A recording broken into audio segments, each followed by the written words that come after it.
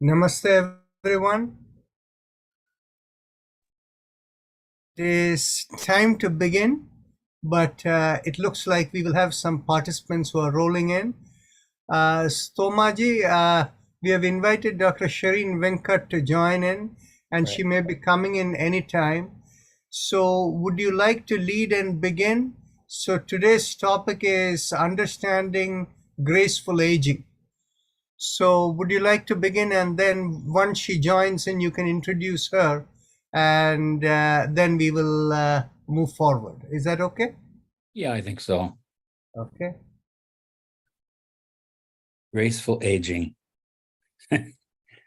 My aging in the last couple of years took a sharp turn, as it sometimes does. I was doing pretty well, pursuing my post-retirement career as a neuroscientist and yoga teacher trainer. And then all of a sudden, in the last 2 years, I've had a whole rash of medical problems that made me pretty immobile.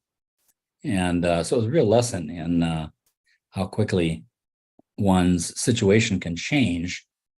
And I think that's one thing that is important about the process of graceful aging, is an ability to just be with that process when it happens and to not get totally freaked out by it.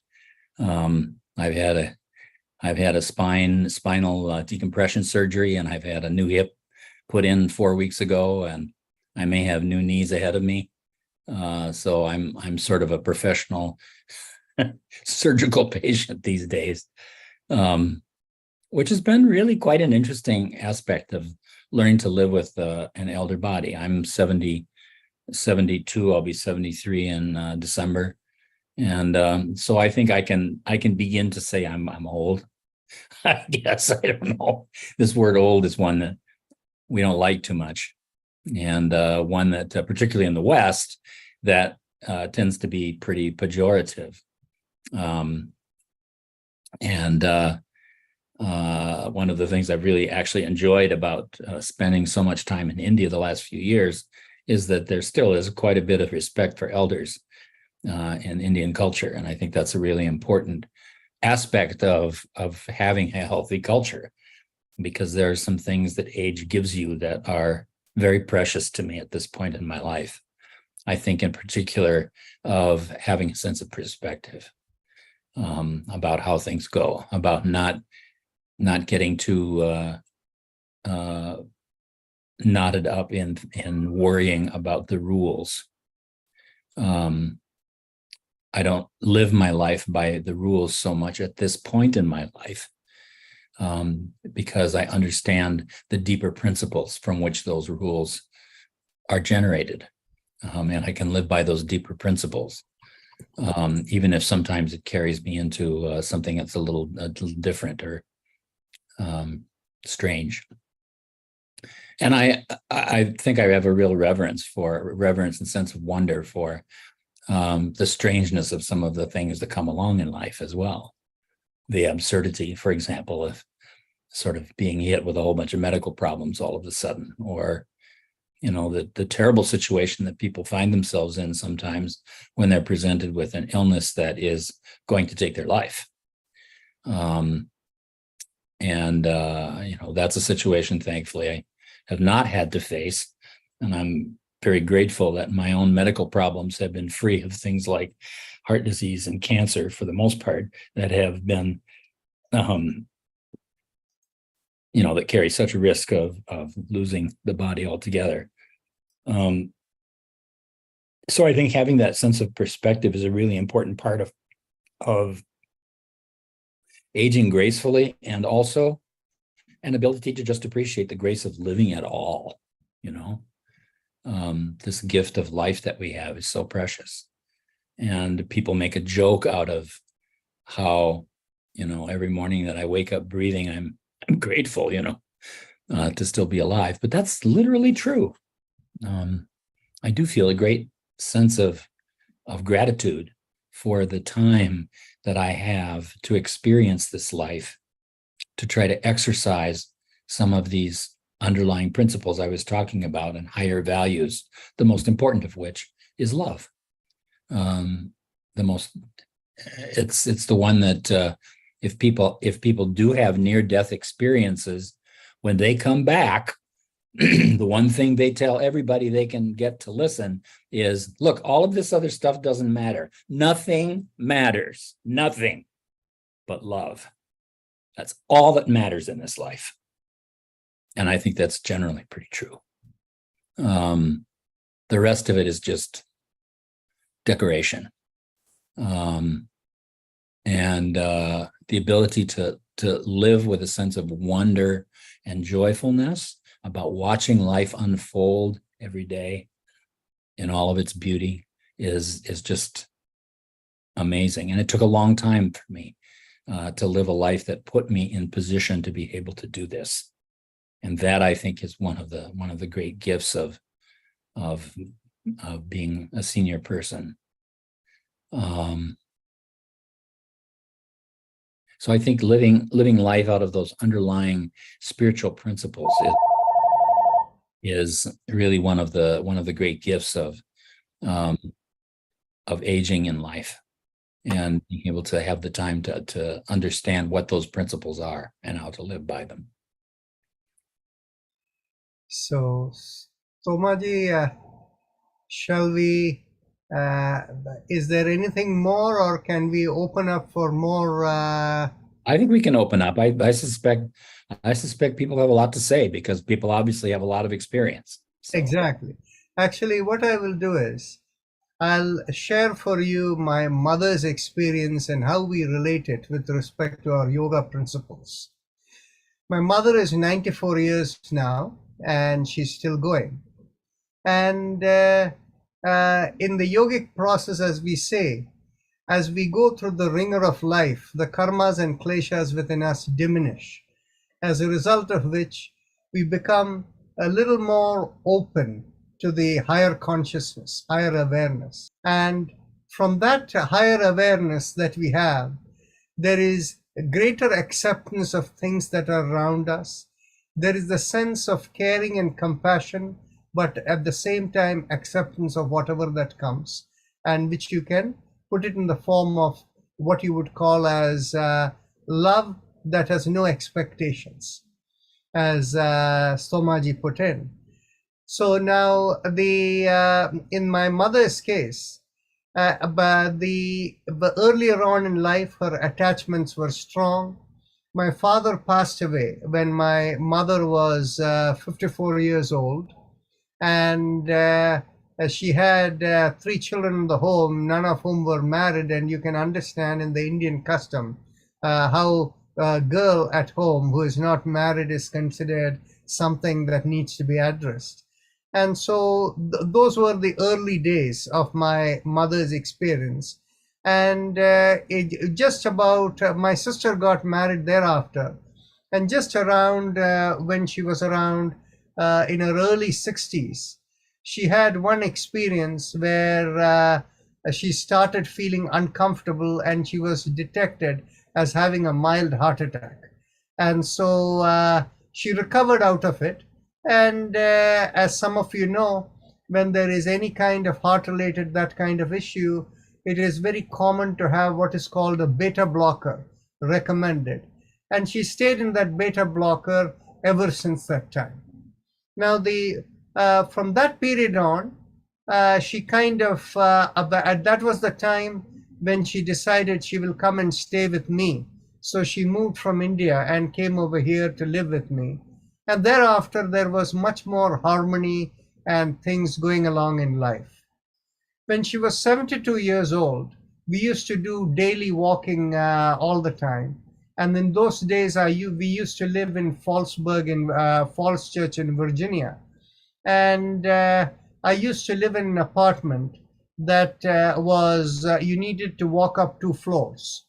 And she used to walk over there, and she was completely fine, and daily walking and things. And then I bought my high-rise condo over here in Silver Spring, Maryland, and she stopped taking the stairs.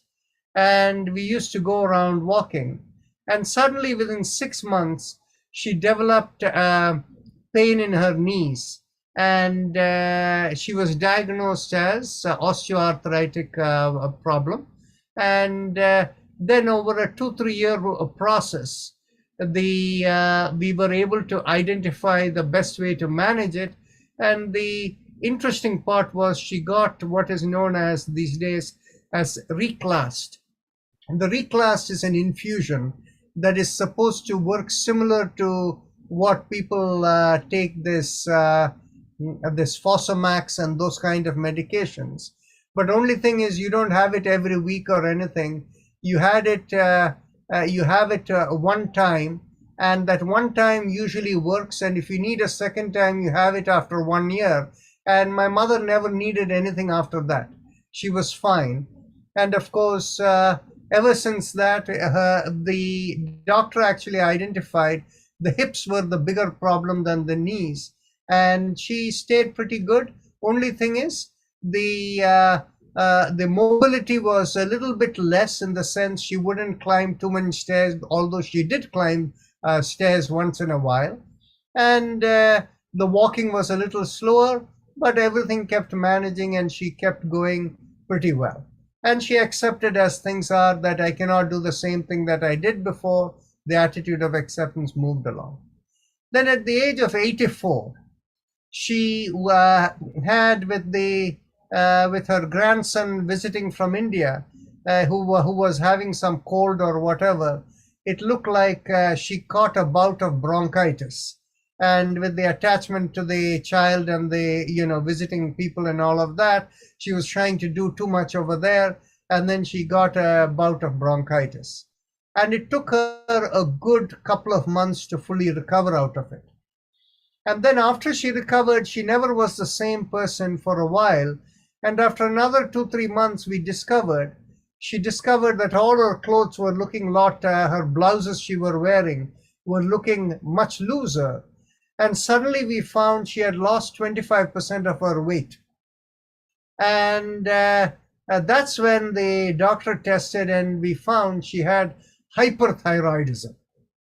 And it was very interesting. If people have heard of cases of hyperthyroidism, they will always associate it with nodules in the thyroid. And when they did the scan and all of that, they did find a nodule. But the experienced endocrinologist said, let's not be in a hurry to do anything, but let's work with this medication. So there is a class of medication that is called metamazole, tapazole, that kind of medication. And that medication, actually, he kept taking blood tests every 3 weeks. And after about 3 months, he said, that's fine, you don't need any medication anymore, you're fine. And after that, she was fine. She didn't need to do anything more than the medication, which the dosage he reduced over a period of 3 months, and she came back to normal. And the interesting explanation he gave was that sometimes any kind of, like the bronchitis might have been a trauma in her system that might have induced this problem. And by working with the medication and slowly reduce, the person gets back to their normal zone. But then what had happened is she had lost 25% of her weight. And over the next year or so, she could only gain back a fraction of what she had lost. So as a result of the loss of the weight and the muscular strength, at the age of, from between the age of 84 and 85, she had a step down from the place where she was earlier. And of course, her mobility was even more reduced and the energy level much less. And as she came along in the last couple of years, she'll go and do some activity, go and, whether it is having her bath and coming and dressing herself up. And after that, she's fully exhausted. She will go and lie down for a little while for 20 minutes and then get to do whatever she wants to do next. So this is the kind of thing that that has happened for her. And she accepts the way she is, and she's very happy about it.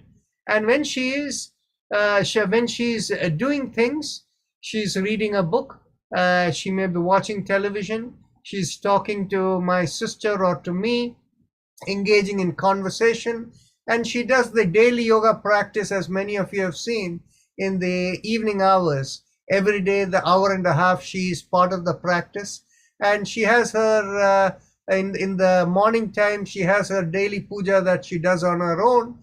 So keeps her this thing, and she's in harmony and happy with herself. So the key yogic aspect over here is the purification within that happens as a result of going through the ringer of life and learning not to be affected by what life brings to us and accept things as they go along. And in this process, the ability to connect beyond the body and what you would call be more soulful in one's nature of living that comes. And that has been my mother's experience. And of course, I speak of my mother largely because she has a much longer duration, and I have observed how she has come along. And when she was in her earlier age, taking care of the household, 3 children to manage, and all of that, a very hurried life, and then coming along how she came. And many of you here can relate to that. So the yogic element is the purification that happens through living life. So I'm going to, now open up, because I see here Satyapal Kheraji, who is on the same age group as my mother, and so many others who are seniors over here. If you would like to share your experience and speak further, that would be fine. Dr. Ashok Agrawala is here. He's 80 years old, and he too will have some things to share. So please feel free to unmute yourself, and we can have a conversation.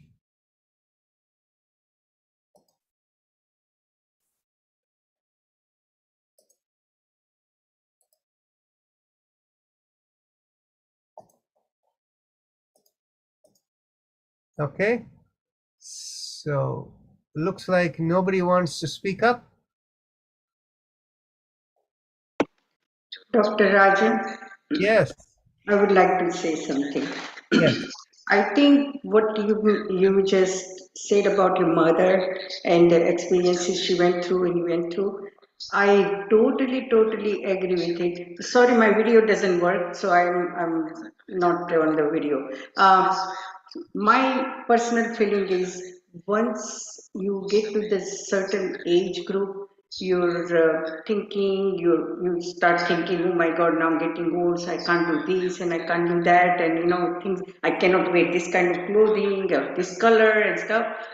I think the spirituality is the one whole package. Once you get into that, everything comes along. The energy level, the creativity, everything I have been experiencing. And second thing is keep busy. Keep busy all the time. Every day is something to learn, no matter what. That's how I became now that I kind of became picky about friends also, who I can be with, which where I can be more creative or productive or something like that, rather than just hang out and talk about earrings and saris and stuff like that. Or children or something. I'm totally out of that because this spirituality I'm getting into is bringing everything in together in my time come. So my two things is spirituality and keeping busy makes you stay very graceful, very active, and very happy because you're doing something what you like to do and you are with it and you just enjoy. You are in your own little world. I don't like to be rushed anymore, which I used to be. I get very agitated now if somebody rushes me for something because I like to take my own time because I'm becoming more and more quieter and more, subtle. So I think these two things is very helping me, and I'd like to keep up this way only. Thank you, Hemaji. The point you made is very significant, that keeping busy in your own way with doing what you like, what feels right for you. And actually, this is the way my mother has been all through. And since Hemaji mentioned this key point, I will give you a reflection over here. there were people who were younger to my mother who were her friends with whom she grew up. And they too have children in the US, and they also migrated and came to the US. And they were staying here within the local area, one of them in the local area, and others all within the Northeast area where they used to talk and things like that. And the interesting part is, all these people were 7 to 10 years younger to my mother, and none of them are surviving anymore. And actually, what is very interesting in those cases is, in every one of those cases, the children and they basically told the mom, "You have done enough in life. We don't want you to do anymore. You sit and relax, do whatever you want, watch movies, do this thing. We'll take care of the cooking. We'll take care of the home. And you don't need to do anything." So what happens is, typically when moms are around, their core competency, having grown the way, particularly among Indian women, is that they are the queens of the kitchen. And so effectively, my mom loves to cook, and if all the ladies that they have been used to that, and they like to serve their children. And so when these people were told, "Don't do this, don't do this, we'll take care," and all of this, at some point in time, as I noticed, they didn't see any purpose in their living anymore. And as a result of which, health related deficiencies came. Actually, the kind of deficiencies that came were related to cancer, as well as loss of confidence within oneself. And the loss of confidence results in people doing things that can result in fall and injuries. And that is how I have seen these people pass away, people who are much younger to my mother. So the idea of one should never lose their self-confidence, even as one ages, but one has to recognize their own limits. And my mother is very good at that, in the sense she has a cardinal rule. She never wants to go to a place overnight where she doesn't know the place from before and the people from before, because she feels in her own home over here, even if there is no light anywhere, she knows exactly where everything is, and she's very conscious of her physical limitation and the likelihood that she may fall if she goes into any environment that is not suited. And she's even more sensitive about the vibration of people. She never wants to be in a place where it doesn't feel harmonious. So this aspect of being in sync with your Swadharma, where you have something to do, that Hemaji expressed, that you want to keep busy as you age, but in your own way, within your physical limitations, and keeping the company that is suited for you, not any old company and a lot of noise, was a very important point Hemaji brought in. Thank you, Hemaji. So Ravi Shankarji, go ahead. You have your hand up. Go ahead. I think first I would say that Mr. Satyapal Khera, I think he raised hands before me. Oh, okay. So Khera sir, please go ahead. You can unmute.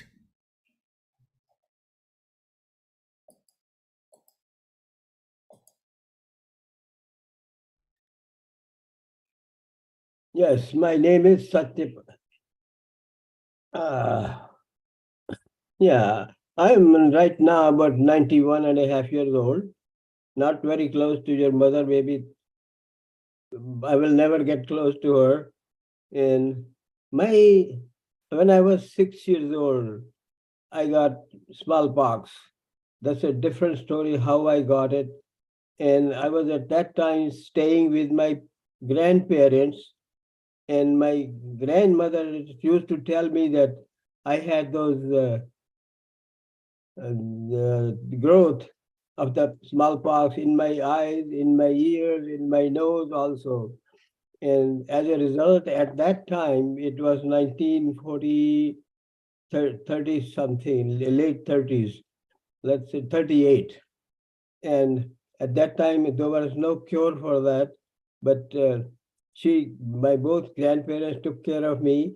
And I was told later that this sickness can result in one of the few possibilities, either death, blind, deaf, or blind and deaf or something like that. But I escaped most of them except that my eyesight became very weak. And that was discovered by my father while I was in sixth grade in 1942, 41, when he came to inspect the kids in the school. My father is a physician.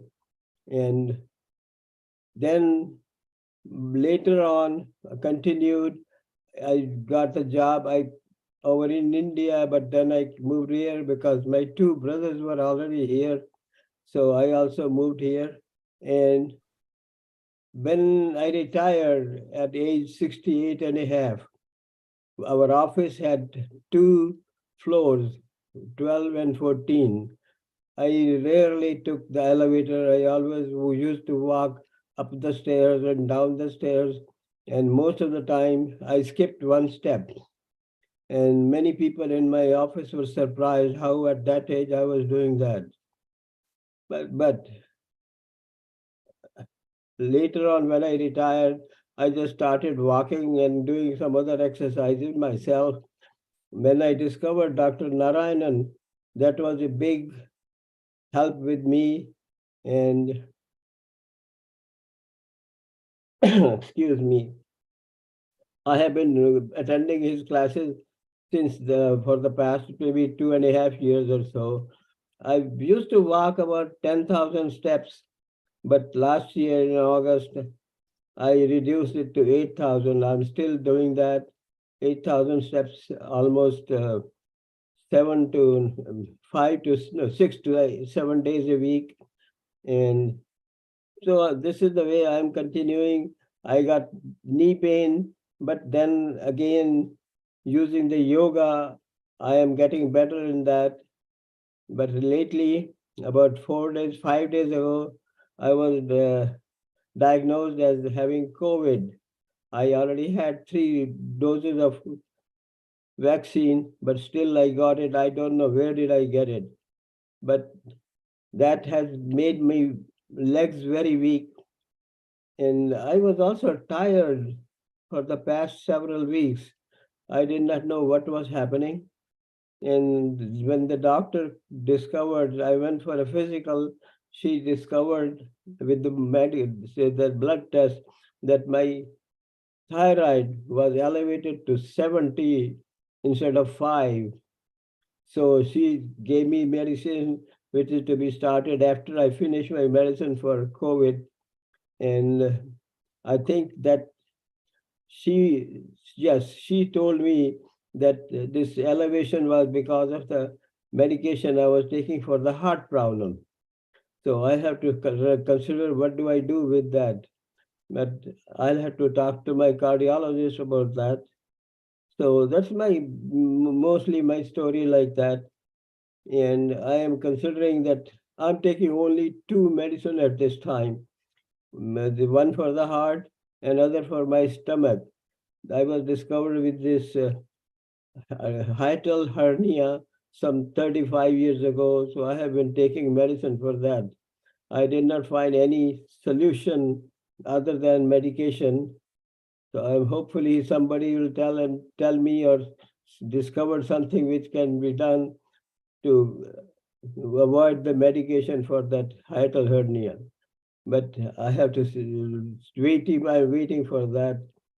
So I'm considering talking to the cardiologist to reduce or eliminate my heart medication and follow Dr. Narayanan, and there is Dr. Gina Sager. She has also given me some way of keeping the heart regular.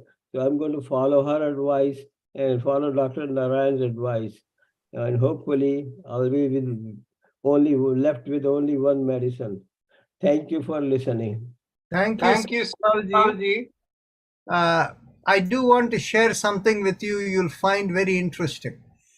My mother was in Florida for 3 weeks when I was traveling in various places between the end of July and actually last week of July and the first week of August. and my sister's place, they all got COVID. And so my mother also got COVID.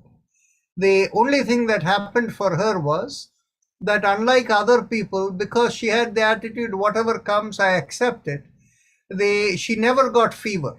Some of the other people got fever. She never got fever. She had only hoarseness in the throat. And in addition to that, she lost her appetite, ability to swallow. So everything was liquid diet for a few days, for 10 days or so. And then after that, once she came back, and we began to see that her blood pressure was dropping. And there is another thing is, I check her blood pressure because she was put on 2 medications for blood pressure. I told you about the beta blocker from the time when she got her heart attack when she was around early 60s. But then they added about 10 years ago or so this losartan, what is called the ARB. They added, and initially it was 25 milligrams, then they increased it to 50, and then they increased to 100, and she was on 100.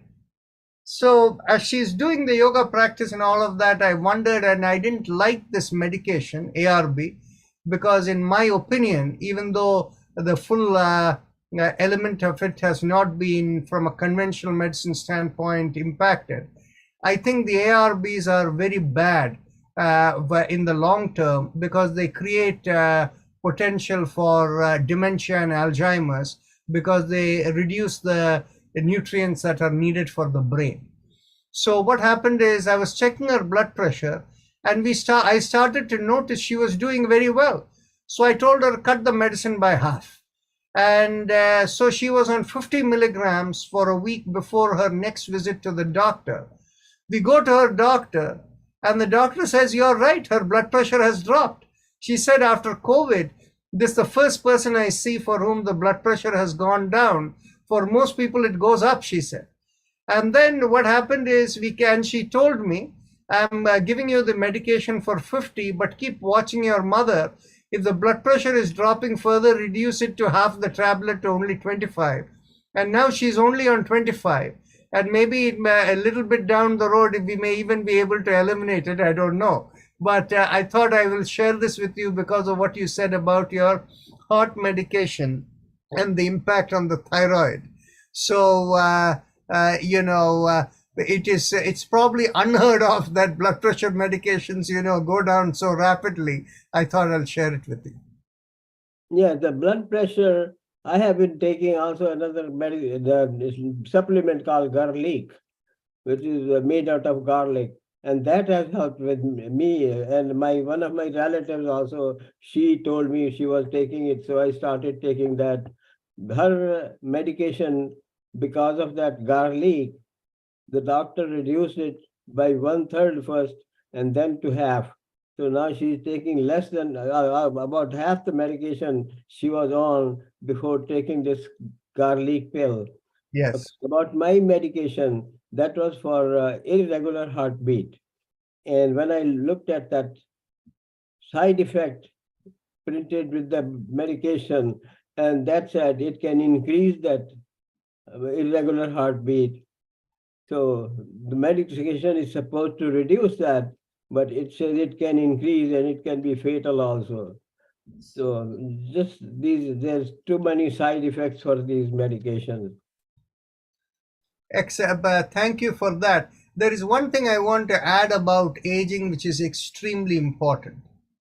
As people age, people should never be alone. They should be with people who are loving and caring for them, and that becomes the best way in which the mental health stays good. And one of the other things is, you have to always watch the breathing of the person. If a person is not breathing well, and if there is tiredness built in, you should check the oxygen concentration people have with the pulse oximeter that they put in. And anytime it goes below 95, you want to see why that is the case and whether you can help in any way. Below 90 from a medical perspective is considered very bad, because there won't be enough nutrients for the organs, and that can result in damage to organs. But then, from my perspective, below 95 itself is a warning signal, and that people should look at it. And what I have done, and this is something that I have done on my own, and of course, my mother's doctor has approved it, is I always keep with me a nebulizer, because that is used for bronchodilation. And anytime my mother has too much tiredness, and I look to see whether there is any chest congestion, and if there is any congestion, I just give one dose of the nebulizer, and that immediately, within a matter of 20 minutes or so, the level of energy goes up and she stays good. And I actually consider that as a really rescue element for people who are in that situation. So obviously the solution needed for that, which is the albuterol solution, that requires a prescription. But if anybody talks to the doctor and having the nebulizer machine with you, the doctor would give you all of that, and it is well worth having. So Ravi Shankarji or anyone who wants to take it further, Yes. please open up. I can do that now, Dr. Rajan. So first of all, my pranama to everyone. And I actually missed 3 sessions, in between June, July, and August. For June, actually, there was a kind of excuse that we had. You remember, Dr. Rajan, that you were supposed to come for 11th June, Yes. our yoga event, but okay, we couldn't see you, but that was quite nice. And in fact, we did connect with you on the video, and your words of wisdom, because during that time, I think I was going through a bit of anxiety issues, although I was doing all the yogic practices, meditations, and everything, but maybe my breathing was falling short. And when I heard from you the Uddiyana Pranayama, and then which is connected to the nerves, and maybe it was not getting oxygenated, then for the next few days, I just worked on that. And believe me, Dr. Rajan, that within 10 days, I was back and much more healthy. And See, I can't. yeah, you are mentioning Ujjayi Pranayama. Yes. And actually what Yes. happened is, in our daily yoga session yesterday, you see, when we do the yoga session each day, I try to sense what the audience are like. And we do slight adaptation as needed, even though we have a general schedule. Normally, we always end with Bhasrika Pranayam. And Arunji was over there, Satyapalji was there, I don't know who else, Mr. Krishnamurti was there. The part was, yesterday, because people had congestion because of the fall ragweed and things over here, we only did Ujjayi Pranayama and we probably did 40 minutes of Ujjayi Pranayama worth, right, Arunji? Probably something like that. And that had a big effect, what you were saying. Carry on, Ravi Shankarji. Yes. So, that was quite helpful. And if I look back, actually, what I see that, I came into this path of yoga, spirituality about 15, 16 years before, and it was like a natural inclination. I believe that everybody is scared of the aging part. You can fall sick and all those stuff, and you may not be having the good ability what we have now. But what I have experienced is that as we age, we need the power from somewhere. Like, when we fall sick, we need some vitamins. So the power of spirit actually that supplements, and the more we practice yogic practices, the 8 limbs of the yoga, especially the dhyana, meditation, pratyahara, I don't know, samadhi, maybe it is for those people who are much more experienced and advanced. But I can see a clear link that, now for last 2-3 years, especially after the COVID, I'm a bit more sincere and also listening to people like you and many things on YouTube, which is freely available, Patanjali Yoga Sutra. The one book which I admire is the Raja Yoga by Swami Vivekananda. Whenever I have got a doubt on yogic practices, I just go to that book, because that very well explains that, how the mind works, how it is connected with the prana, the matter, and the breathing. All 3 are important. We just can't neglect, means according to me. So I have discovered my own principles, Dr. Rajan, that, what I call 3 Ps. So with yogic practices, the first P is try to purify yourself. Because the more you purify, the more power will come. The next P which I say. And the more power you get, you move towards the perfection.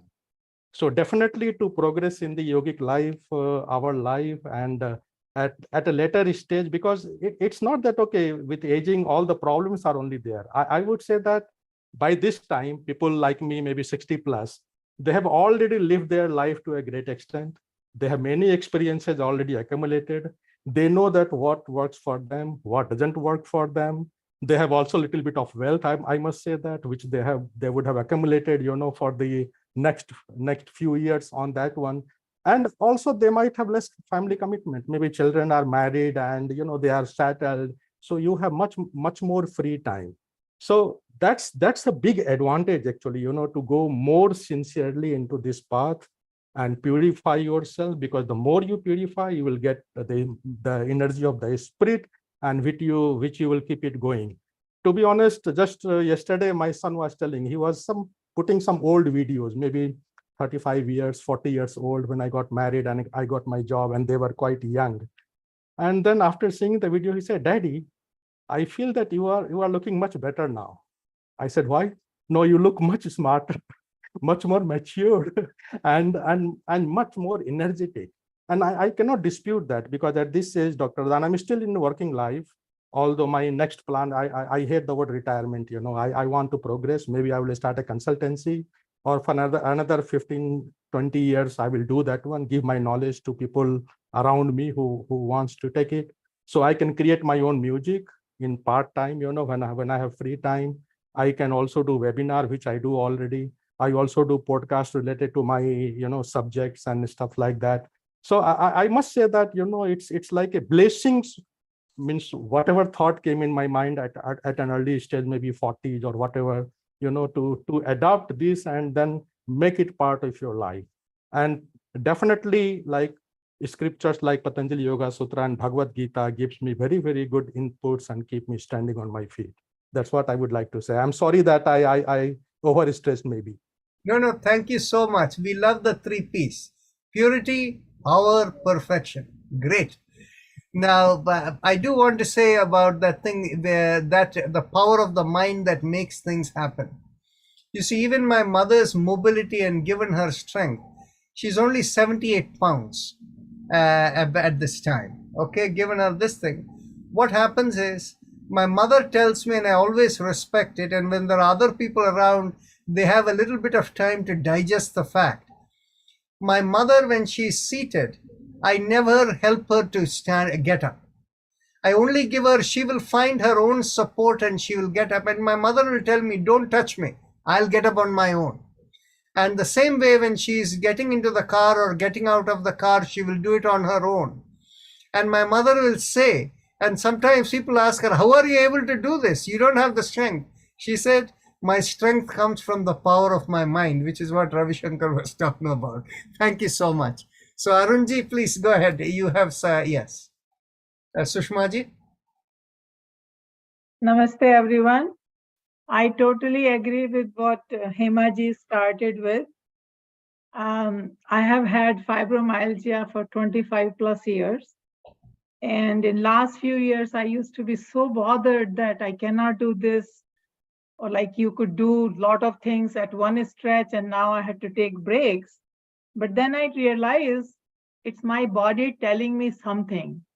So whether I accept it and be happy about it, or just be bothered, and then your brain and body both are going to be useless. So now, sometimes I find it funny that I'm literally talking to my aching back, and I tell, Right. I did this, I did my exercise, I put the medicine.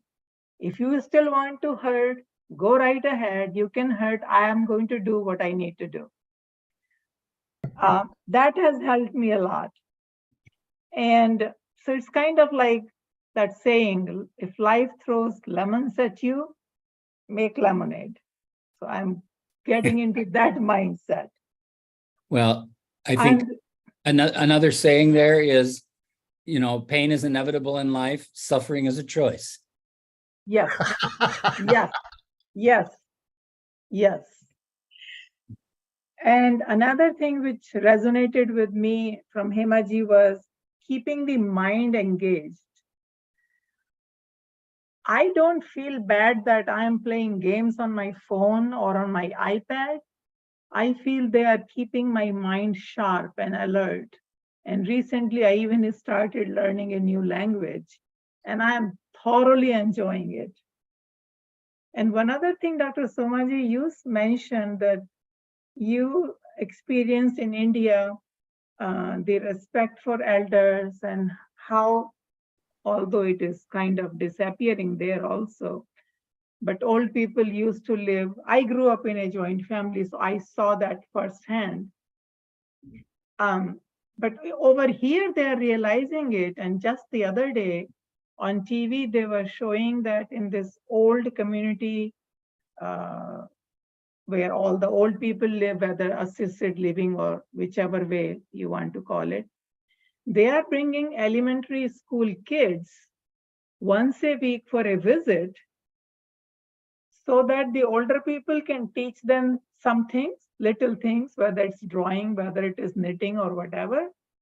And just being interaction with these little kids, young kids, the life of these elderly people is being benefited at the same time. They smile. And I'm sure if they measure the blood pressure and other things, I think they will be doing much better in that respect.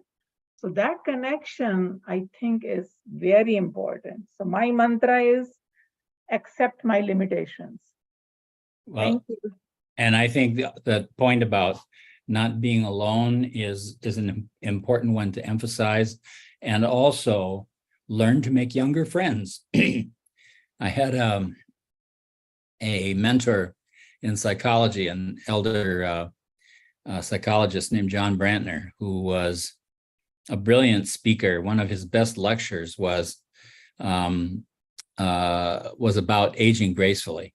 And his number one rule for aging gracefully was use handrails, just because so many people suffer from falls. But another point that he would always make is, especially for women in the West, learn to make younger friends, because you are going to outlive your husband by at least 10 years. And if you don't make younger friends, you'll be lonely. And I have found that whole prospect of having a number of younger friends to be just so important in life, whether they're children or younger adults. They're hungry for us. It's the sense of perspective that elders can bring. And I think that's a really important point. And coming back to some of the other things that several people have said, I think it's also a major part of this point in our life is that we've lived through most of the karma that we brought into this life in order to create the body that we have. We have lived through those sanskaras for the most part. We have more freedom now to choose our future. And this was a point that Swami Veda would always make to us. He said, are you preparing for your next life now? What are you doing to make sure that you create the sanskaras now that will help you to have a more harmonious life the next time around? And I think that's a really important point to make about aging. Our friend, Dr. Venkat, who is going to join us today, I'm not sure what happened with all of that, and I'm sorry that you don't have the opportunity to meet her. She is a obstetrician gynecologist in Pune and a longtime disciple of Swami Rama and Swami Veda, and good friend. And we were on an international Zoom panel one day talking about various aspects of healthcare. And she made a very interesting observation. She said, we got to talking about cancer. And she said, she does a lot of work with women with cancer. And she said, I can't think of a single person I've worked with who had cancer who didn't have a major trauma in their life about 1 year before they were diagnosed. A marriage ended, some terrible trauma happened, something to disturb them. And I thought back into my own experience with my friends who had suffered with breast cancer. And I found that largely to be true, that many of them had a very severe trauma about a year before they were diagnosed. And that it was so clear that a big part of what happened in the formation of that cancer was a somatization and embodiment of anger and rage. And that's, I think, one of the reasons why this whole prospect of emotional purification continues to be so important, because the longer we live, the more of a target we are for chronic kinds of illnesses like cancer. So, Somaji, what you mentioned over here, cancer, is a little deviation from the topic. But if others are not going to say anything, I can expand a little more on it. Sure. What is very interesting is two very interesting facts. One, what you said about Dr. Shireen Venkat and what you have observed about cancer among people. I have observed the same, but more importantly, many of you may know the name Dr. B.N. Hegde. B.M. Hegde who was a highly decorated physician who got the, I believe, Padma Bhushan or Padma Vibhushan in India. Padma Vibhushan is the second highest honor in India that he got. And he was once telling me, what is exactly cancer? It is because what happens is the trillions of cells in our body comprise the entire universe within us. And when one part of the system is angry with another part of the system, that anger or that conflict is what manifests as the cells, the cancer cells developing in the body, which is the same idea that what Somaji was mentioning. The other interesting thing is, since he mentioned that, what happened was, I would every time I met a cancer patient, I would look to understand, cancer can appear in different parts of the body, right? So I would try to understand why it appeared on that part of the body. It was very interesting. One time, a lady who came into our therapy clinic was a person who developed a cancer in her neck shoulder area. And this lady was probably in her late 30s, early 40s kind of thing. And she was a substitute school teacher. And so I looked in, why would you develop cancer in the shoulder? Okay.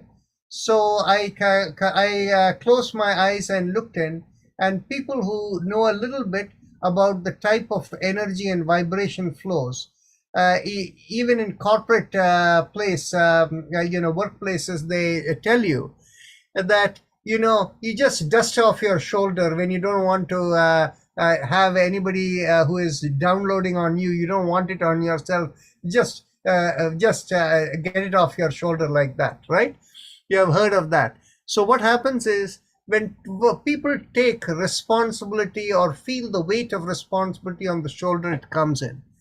So I asked her, at any point in life, have you felt like there is a weight of responsibility on you and that you're trying to resist it, you don't like it? I simply asked her that question. The moment because she was trying to confront something, she didn't like something that was coming on to her, and that's the source of the cancer, this thing. So the moment I asked her that question, she became very, animated. And she told me that right from my young age, apparently she grew up in a family where there were like 7 or 8 brothers she had, and she was the youngest in the family. And her mother passed away when she was 7 years old. And because she was the only girl in the family, she literally, right from the age of 7, she was managing the kitchen, taking care of things and all of that. And she was sick and tired of all the responsibility. And then whatever happened in life, she didn't tell me everything. But the part is basically, even at that point in time as a substitute school teacher, that she couldn't go to school. She was always concerned whether the children are being taken care of. that weight of responsibility that was coming. So that when something is hitting you and you're resisting it, that is when there is that resisting is the same kind of anger kind of expression. You're resisting it. That is when that resistance in between could be a source of cancer, as the way in which we have seen it. Similarly, I have seen cases of cancer where, particularly breast related cancer, when people resist, the normal reproductive processes. Women who tend to have this, what do they call it, this tubal ligation. That is, they tie up the fallopian tube so that they will not have more pregnancy. They tend to have a higher possibility of cancer, especially by the cosmic flow. If they are meant to have another child and they block the natural process of the flow of dharma. So, very interesting observations, so much. So we are deviating from the topic, but coming back about the graceful aging. If anybody would like to share anything more, please, it's open.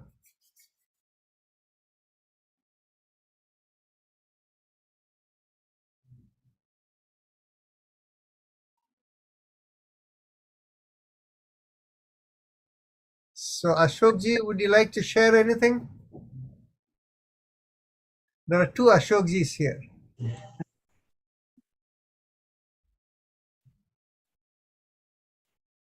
Well, I can share how I'm practicing now and a little bit about my background. I've been, I've been into meditation for about 30 years or so, and have learned a large variety of meditations. And now, for many years, I have my own meditational style. But one of the major things that I learned at one point was the non-judgmentalism. And this was from a book from Deepak Chopra that I read in late 90s, and then tried to practice that by not assigning good, bad, right, wrong, up, down, any of that. And you can imagine I'm a college professor. So how do you be non-judgmental on the exam books of students? A bit difficult, but I tried. And it took me, right now, I practice that at the greatest extent I can. The second kind of thing that I've been practicing is non-attachment. So I have children, I have grandchildren, I have reasonably good place to live and all of that. But I don't feel attached to any of that. I'm still working full-time as a professor. And as was suggested, that I have younger people around. I've been around younger people all my life. And I find that very refreshing, very invigorating, intellectually challenging, and I challenge them intellectually. One other kind of thing that I've been trying to do is people talk about living in the present. My belief is that when we think about the past, one of the things that comes up is often regrets, often guilt about some things that we may have done. And if you start accepting past, which is gone, the way it was, the way it is, that we are here today, in the reality of today, then you can avoid a lot of that guilt. What happens about thinking about future? That leads to worries. So if you let the future take care of itself and basically surrender to the current, then you can avoid worries. Now, what I've been practicing is that I keep fully engaged, and whatever action I'm engaging in, I'm fully devoted at that moment with no distractions, no other things. But I'm not concerned about what the outcomes are. Call it Gita's teaching or otherwise, but that's what I've been practicing. So I'm deeply engaged, but still not involved. Those are the kinds of things that I've been practicing. And one of the most enjoyable kinds of times I have is when Rajanji and I get together and we get deeper and deeper into the scriptures and the cosmos and how the things can be and are. Anyway, I'll stop here. Thanks. So it looks like I think we have had a full summary from a lot of experiences over here. If there is nobody else who wants to do, we can summarize and close. Normally, we have up to 2 hours allocated over here. We have completed about an hour, which is okay. So content is the important. Anybody want to share anything, or shall we go to summarize everything? Dr. Rajan, Yes. one thing I have developed, actually from my childhood, I have been loving little children. So anybody has little children in their home, I'll bring those children my home and play with them and all. Now, at this age, I have myself become a child. I like to do a lot of funny things, fun things which children do. So when I go to my grandchildren, I tell them, let's play hide and go seek. Let's play this, let's play that. So outside we play and all that. So it's become like I myself have already kind of into the childhood now back. I feel like. And it is giving me so much pleasure. So anybody has child, I want to go play with them. But nowadays it's like not very advisable because parent may not like it or something like that. So I keep on watching them. So I go to playground and watch them playing, in summertime when we go. So I kind of enjoy that so much. And that brings so much happiness to me. Actually, what you're expressing, Himaji, is the way naturally everybody would be if the mind is not preoccupied, and if a person is non-judgmental about what they're doing. And that is the reason you see this, of course, I say this with a chuckle. That is the reason often when people are held back or whatever in a gathering where somebody is telling somebody to sing or to dance or whatever, and they don't do it, they take a little bit of alcoholic beverages, and then they loosen up, and then they're able to do all of that, right? So the natural state in which we are is when we are uninhibited, and when we are open. Everything you see right at the moment, as the energy flows, you do everything in such a playful and easy way. Nothing feels like work after that. So coming back to, in terms of summarizing over here, the key parts that came over here is, as one ages, as one goes through the ringer of life, a natural purification happens within ourselves. And the reason for the purification is we learn to accept things as they come, be non-judgmental, and that is what the Yoga Sutras tell us is the key to purification within. And that purification opens up. We have our own inner awareness. We do what we feel like doing, and at the same time, we are keeping engaged with what we like to do, whether with children, in whatever domain that we are doing, whether it is knitting, cooking, meeting people, whatever you want to do. And that harmonious element within the capacity of the body is what is most fulfilling as people age. And of course, it is inevitable that as one ages, the body's ability is not the same as it was when a person was 20 years old. We accept it and we move along. So would that be a good summary, Somaji? Anybody wants to add anything? Sounds great.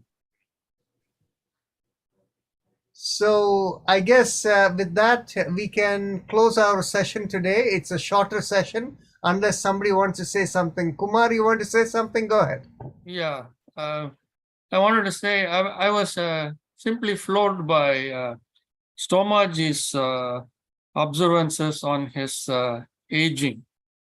I turned 70 early March, and I can fully relate to some of the things that he said, and to accept this aging process, and also to accept that it is okay to slow down in activities. That is the biggest thing that I have learned. If I could do 10 asanas in 5 minutes earlier, I can do only 3 or 4 now. So I accept it. So this acceptance of being able to do that energy is dropped a little bit. The muscles and things like that, the limbs don't react in the same way what it used to 10 years back or 15 years back or 20 years back. That acceptance is the key. And staying busy, but not busy because you want to be busy, but busy because you love it, love what you do. And most of the times, that I feel is a swadharma. It comes right in front of you. It happens. Just embrace it. That's all. Thank you. Satyapalji, you want to Yes. say something? Yes, I'd like to say a few things about the diet. When I came here, I was 37 years old, vegetarian, and when I came here, it was hard to find a vegetarian place to eat. So I had to start eating meat, and it was 1969. Later, in the early 80s, my doctor told me that my cholesterol was too high and I should stop eating red meat. I rarely ate that, but whenever I ate, I stopped that. For 1 year, whenever I wanted to eat meat, I'll just take chicken, nothing else. And in 84, 85, I said to myself, why do I need chicken even? So since then, I haven't touched meat or alcohol, and I rarely use caffeine. I mean, no tea, no coffee, and then I stopped soda also. So since then, I'm pure vegetarian, and I don't find any difficulty in maintaining my health in that way. Later, I discovered that if you eat about 40 to 60% of raw plant food with each meal, lunch or dinner, you will never have the problem of getting fat. So I'm doing that also, and that reduced my weight very much. That was very helpful to me. Just wanted to share that information. Thank you, Satyapalji. Actually, when it comes to anything, one size does not fit all. So everybody is different. And some of us, like me, we have lifelong been vegetarian and we have never had a need for anything, outside. But the key part is every individual person is different. And what suits one person may not suit another person. And being in sync with your true nature and figuring out what is right for yourself is the key to diet, but not diet alone. It is also the activities you do, the way you think. You're your own individual who is who is doing the cosmic play to fulfill the larger cosmic flow. So it is very individual to each person. And I think for people in the West who are aspiring to be vegetarian, that taking that kind of gradual approach is really important. You know, you reach a point where you say, well, I don't really need to eat steak every night, and you just gradually sort of take it from there in terms of how you become vegetarian. I sort of became vegetarian all in one big swoop when I was 19 years old in about 1970, and ended up becoming kind of rigid and judgmental about it in my 30s. And it just didn't feel right to me. So I went back to eating meat briefly. And then it just got to be a confusing mess. I would say to people, I eat meat sometimes, and they always assumed that I was eating meat the night that I came to their house. So I ended up eating a lot more meat than I wanted to. So finally I just said, okay, that's enough. And went back to it in a much better frame of mind. So I think being gentle with yourself and gradual about how you do it is really an important point. I also wanted to add, I stopped eating meat and alcohol. Just happened one day like that. I met my guru, and after that, she didn't say anything about not eating meat or anything like that, but it just happened.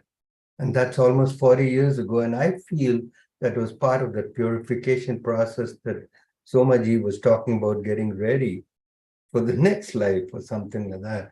It's, letting go of everything. And so you're prepared, and there's nothing left, no karma, anything left for you to deal with later on. Right, that kind of natural process. Yeah. I'll tell you a brief story about that with another issue.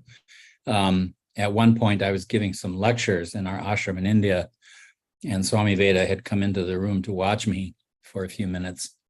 And afterwards, he took me aside and he said, "You're making this gesture a lot.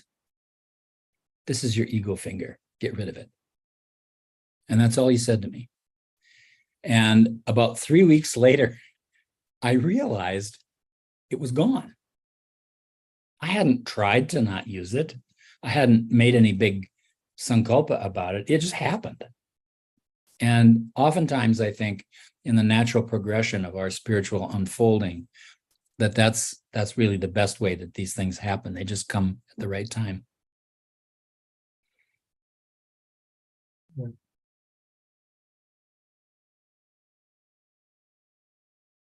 So we seem to have kind of covered Good. a lot of the topics, and at the same time some deviations also. So shall we close here, or anything else additional from anyone else? Okay. Namaste everyone. We will see you all next month. And the next month's topic that we have, just as a reminder, is Swadharma, duty or desire, learning to manage stress. So that is the topic for next month. So, and I believe the date is October 8th. So we'll meet next at this session on October 8th. Namaste. Oh, by the way, Thank one you. more thing. One more thing is, I don't know, I know it, I don't think it has been updated on our website. We have on October 1st, we just finished a book of CYAI, and on October 1st, we will have the authors coming and talking about the book. And so if we will send out a special notice to everyone. It is on October 1st. And what is the timing, Somaji? I think it's the same timing. No, it is from 11 a.m. Eastern time to 1 p.m. We made it a little later so that it will be easier for people from California to join us. So 11 a.m. to 1 p.m. on Sunday, October 1st. So you can make note of that in your calendar. We'll be talking about the book that we have just finished. How many of you knew about this book over here? All of you probably heard about it, right? And if you have not, and if you want to look at a summary of it, by the way, we will be having that book available on a free electronic version for a period of days. Maybe it'll last for 10 days or so at the time when we do that. So you can actually read the whole book in Amazon free in the electronic version. And if you like it, you can buy the book, the printed copy. So again, for people who want to know more about that book, I'll share the screen for you so that you can go and look it up. In Amazon, it is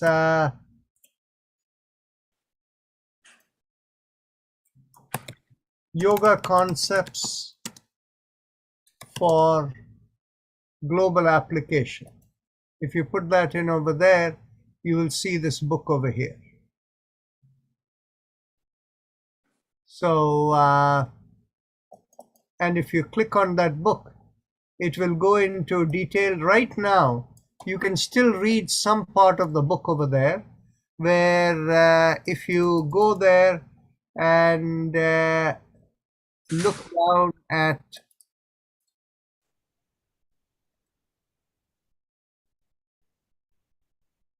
okay. If you click on it, you can actually read some of the pages, as you can see. the authors over there, and you have the page of contents, and it goes into the first chapter also, preface, and then it goes into chapter what is yoga, chapter 1, understanding the nature of yoga. So you can actually go and read at least quite a bit of the book over there, just looking through. That's the whole chapter. First chapter is also there. Okay, so with that, we'll take leave of you. So we'll see you on October 1st at the book, and the next Sunday after that, October 8th, will be our topic on Swadharma. Right? Namaste. Namaste.